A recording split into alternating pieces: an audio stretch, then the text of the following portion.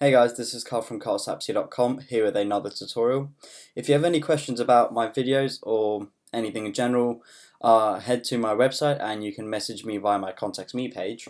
Or if you want to, just leave me a message down below in the comment section and like my videos and subscribe to me if you want to. So what we're going to be looking at today is the use of inheritance in Java. So inheritance is a bit more involved than the things we've been looking at before. However, again, it is a concept that is quite fundamental in Java programming. So what exactly is inheritance? Well, the first thing you need to kind of know is inheritance is like in people. So for example, we inherit traits of our parents. So for example, our eye color, hair color, skin color, things like that. In inheritance in Java, you've got your parents and you've also got your children. And your children are known as your child class, and the parents are known as the parent class or the superclass, and the child is known as the subclass.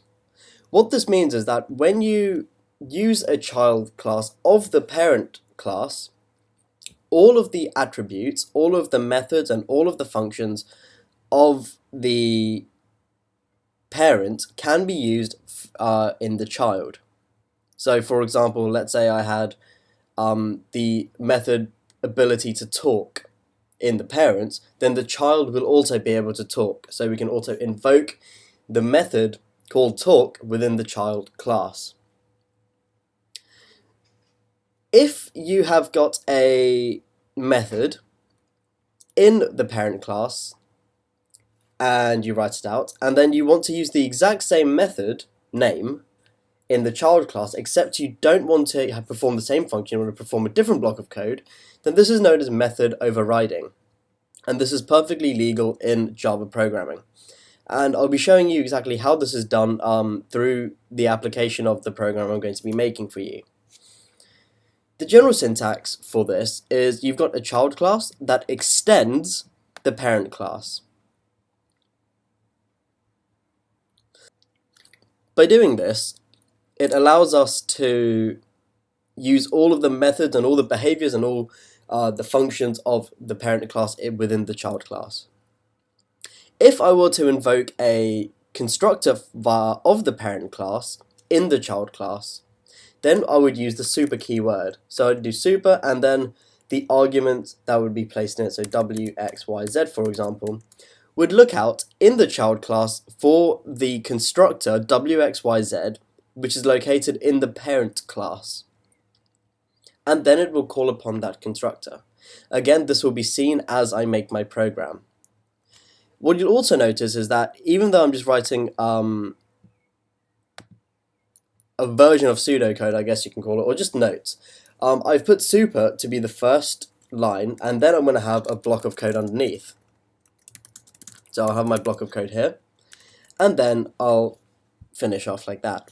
The reason is you always have to have your parent class invoked at the very start. You can have it anywhere else, however you need to invoke it initially if you want to use it. Therefore you normally have it at the top. So let's put all of this into practice. So this will be a relatively long tutorial that I'm going to be making. So what we're going to be making is I'll be showing you how you can make a person. So we'll be making a generic person. So all traits or features that a person may have. I'll then make a child class and I'll make a adult class. So there'll be three different things I'll be making, and then finally I'll be making a person application, in which I'll show you how you can actually execute the whole file. Okay? So let's go ahead and start. So the first thing I'm going to do is I'm going to make a new class. I'm going to call this person. Now, I'm going to remove all of the text within here, like normal. And this is simply going to have a few attributes to it. So for example, I'll have string name, I'll have string surname, I'll have int age, and I'm going to have the string of where they live, so I'll put town. Now, as you can see here, they are public. The attributes are considered to be public, which means anyone can access these attributes. Now, we don't want that. However, since we are using classes and subclasses and superclasses, we need the person class to be accessed by the child class as well. In order to do this, it needs to be accessed, the attribute should be able to be accessed within the same package. In order to do this, before writing the type of the variable, you can write protected. I'm going to go into more detail into the keyword protected in a future tutorial, but for now, that's all you need to know about it. So you can write protected, protected. I'll just go ahead and copy and paste this. Now, normally what you'd do is you would put private as the kind of identifier. And the restriction on this, it means that the attributes can only be accessed within that particular class, which means it can't be accessed by a subclass or a child class. By making it protected, I can access it via a child class, however, it can't be accessed outside of the package. If it was public, you don't need to declare anything, however, it means that other packages can have access to it as well, which sometimes you may need, other times you would prefer not to have that. But anyways, so the first thing I've done is I have made my attributes. I'm just going to make a quick comment saying attributes for a general person. Okay, now I'm going to make a constructor, so I'm going to have public person, and it's going to have string name, string surname, int age, and string town. And within this, I'm going to have my my constructor, which has 1, 2, 3, 4 arguments. So I'll say this dot name is equal to name, this dot age, this dot surname is equal to surname, this dot age is equal to age, and this dot town is equal to town, and end my constructor there. Compile it, and no syntax errors, which means my constructor is also fine. Now I'm going to make a method, and it's not going to have any return type, therefore it's going to be void. Now this return type, this method that I'm going to be creating is going to just effectively print out the information that I want to print out from the constructor. So the way I'm going to do this is I'm going to say public void show info. And within this, I'm just going to say system.out.println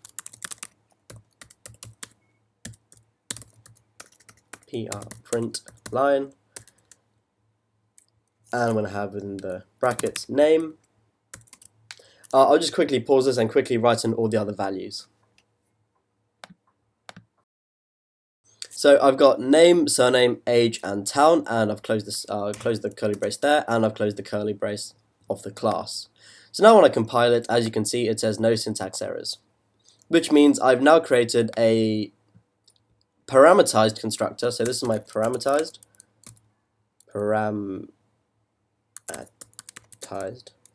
structure. Sorry about my spelling in case it's wrong. And this is my method that I'm choosing to have. So this is what I would class as a general person. Okay, it's not a child, it's not a, well, I mean, it is a child, and it is also an adult, so it's a general person. So that means person, check. Now I want to go ahead and make a child. So when I make a child, I would make so if I can compile this, and I know that's fine. Now I'm going to make a child. So I'm going to make a new class, and I'm going to call this child. Notice the capital C to show that it's a new class. And I'm going to take out all the writing in there.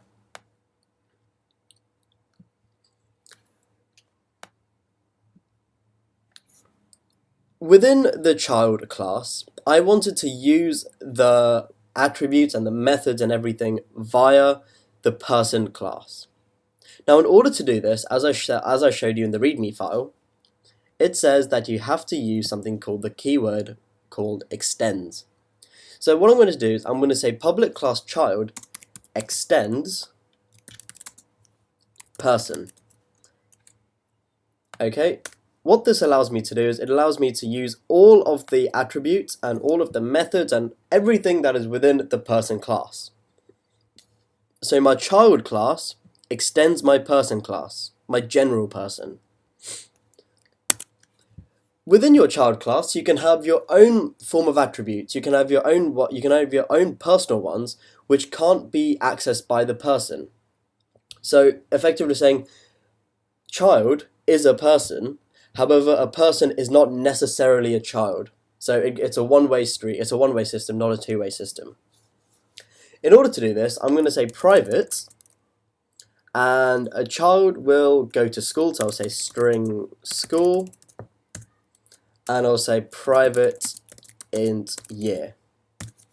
By doing this, by making this private, it means that school and year can only be accessed within this class file. It cannot be accessed by the person class. And that is very important. Now I'm going to make a constructor, and I'm going to call this public child. And I'm going to have, so the child needs to have a name. So it's going to have string n, I'm going to have string s, int a, string t, string school, and int year. Within this constructor, I've got parameters. Now the parameters within this are a bit different. I've said string n, string s, int a, string t, string school, and string year.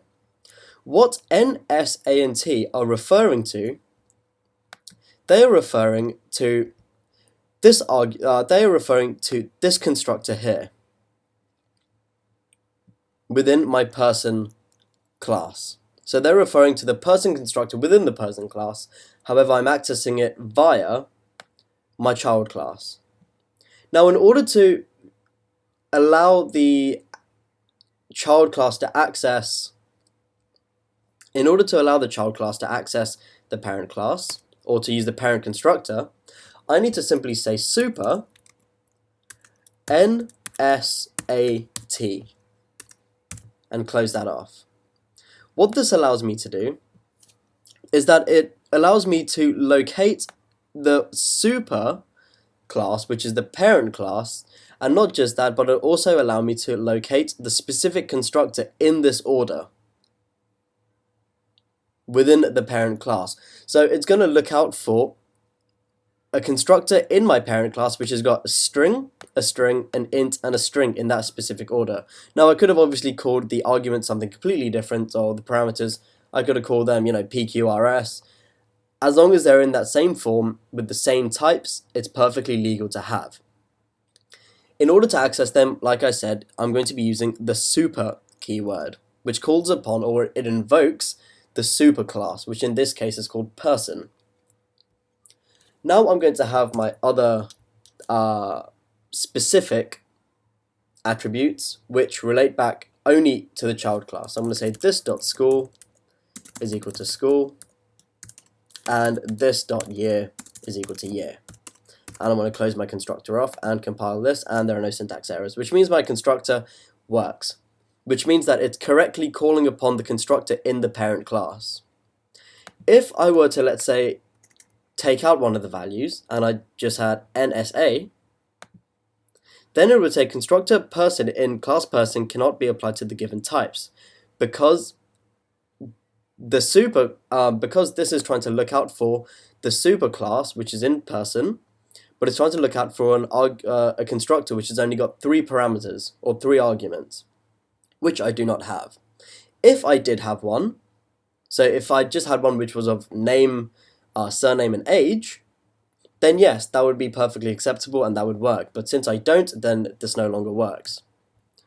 So I'm just going to say, leave that at comma t, and my constructor is done. Now I'm going to say public void show info.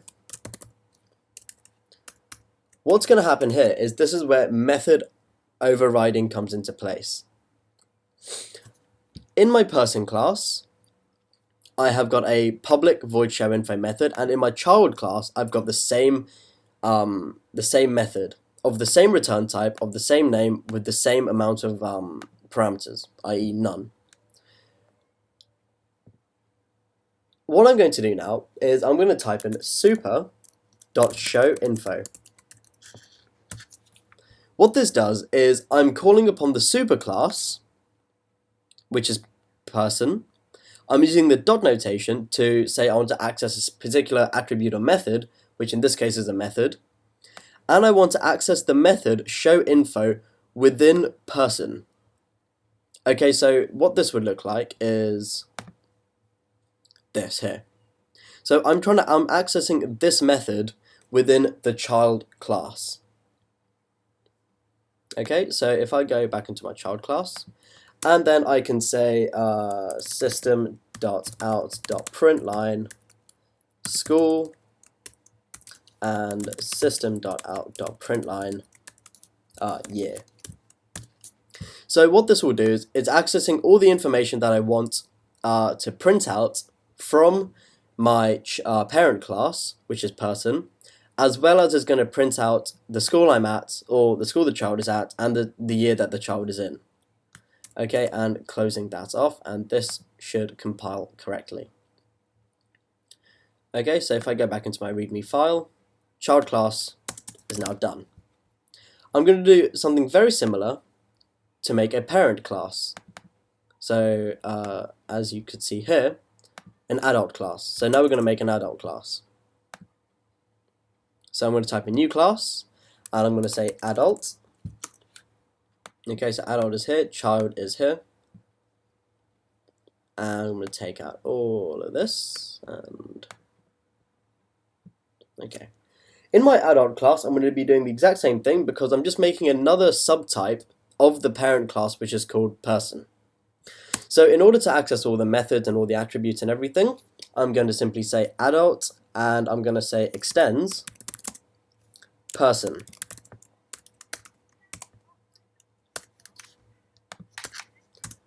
As a result, I have now got accessibility to all of the attributes and methods and all the behaviors of person within adult.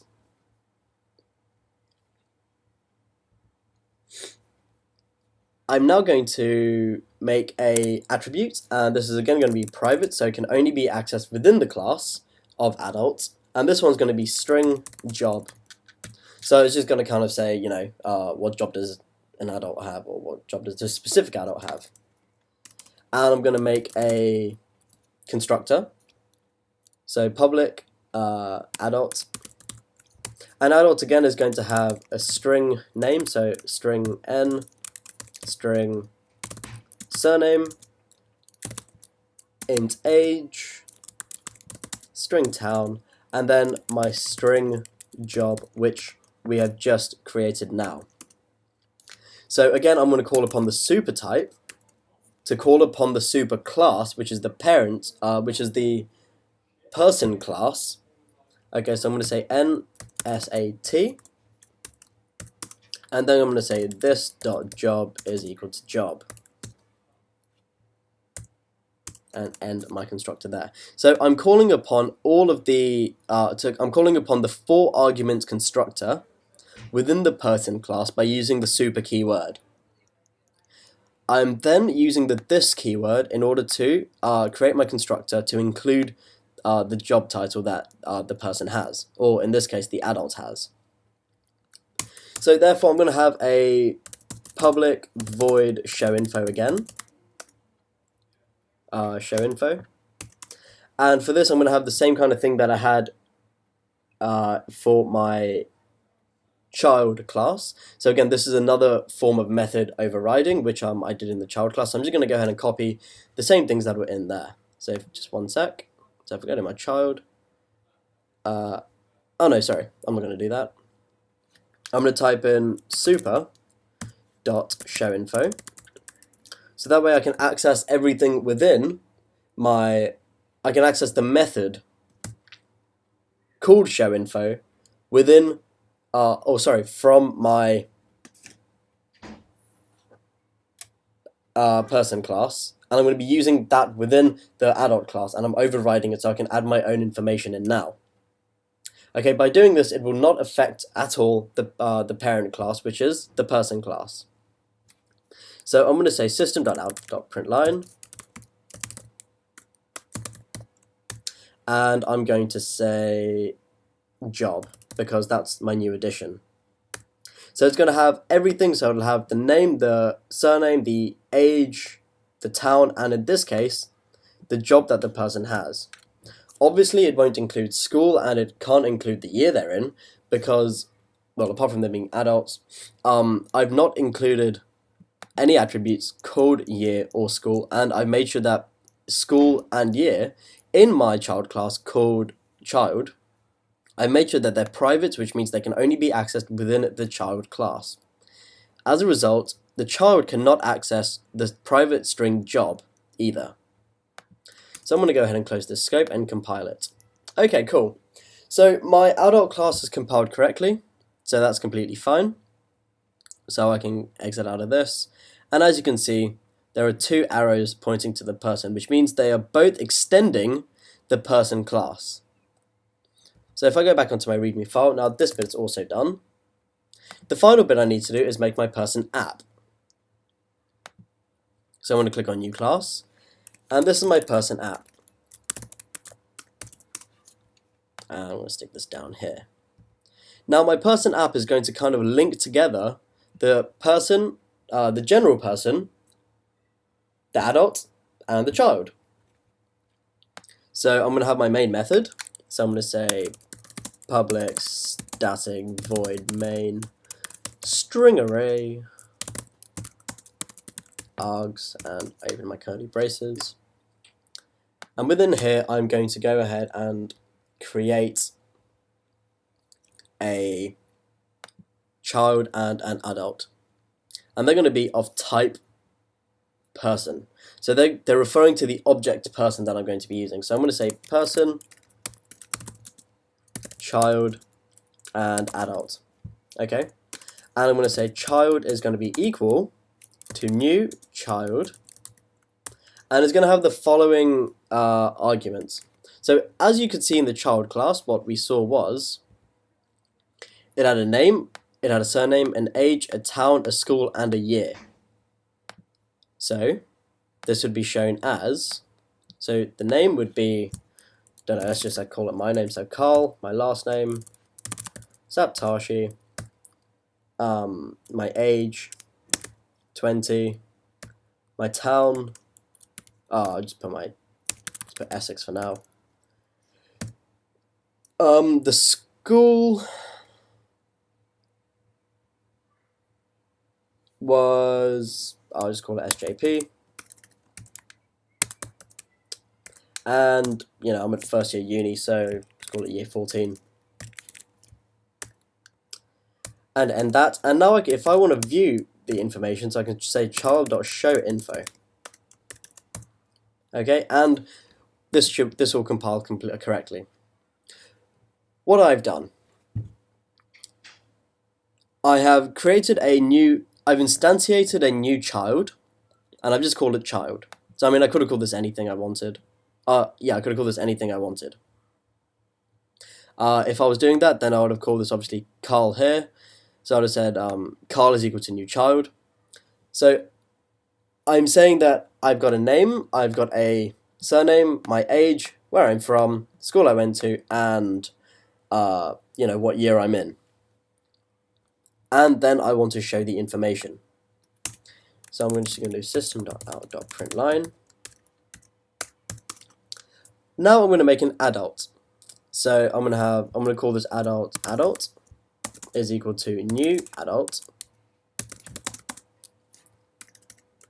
And let's have the name, I don't know, Bob Smith. Age, just go 45. And what are the other attributes that I had? What are the other attributes that I had? So in adults, I had town and job. Alright. So the town, let's just say, is Helloville. And the job, I'll just say doctor. Okay? And then adult.show info. And compile this. What I've done is, as you can see, I have got a new child, and I've called this Carl, and it's taken into account my 6-argument constructor, which is in child. In my adult, it's taken in my 1, 2, 3, 4, 5? 1, 2, 3. Yeah, my 5-argument constructor, which is an adult. Okay? Now, if I'd called this child and I tried to compile this, then it wouldn't work because I need 6 arguments, not 5. When I'm using my method called showInfo, this is my overridden method that I've used via from my child. So this is when I made my method called showInfo, and it's using the values that I've got in my constructor from my person class and printing them out. Similarly, I'm doing the exact same thing with my adult class. So when I print these all out, it'll say my first name, my last name, my age, my location, or my town, my school, and what year I'm in. And for the adult, it'll print out the name, surname, age, town, and the job the person has. As you can see, now the person app links to the adult, it links to the person, and it links also to the child. Sorry about the very messy arrows, but that's just how BlueJ is. So if I right click on person app and do that, and here you go. Here's the answer. So I've created 2 people. So one's a child, so this is Carl Saptashi, 20, Essex, St. John Payne, 14, and Bob Smith, 45, Helloville, and Doctor. And that is how inheritances work. So this is the application of how inheritance works. Therefore, as you can see now, this is my general person. I'm using all the methods and attributes and everything from my general person within my child class because that is my child, whereas the person is the super type or the parent class. Therefore, I can use all the attributes in it, and I can access them via using the extends keyword by extending the person, so it allows me to access the person class, and I can call upon them using the super keyword. So I'm calling upon this specific constructor. I cannot, however, call upon anything that's in the person class, so the parent class, which is under private. So if it's considered to be private, then I cannot access that. As it is protected, I am able to access it. However, if it was private, I cannot. If it's public, I can. So it's basically anything that is not private, I can access.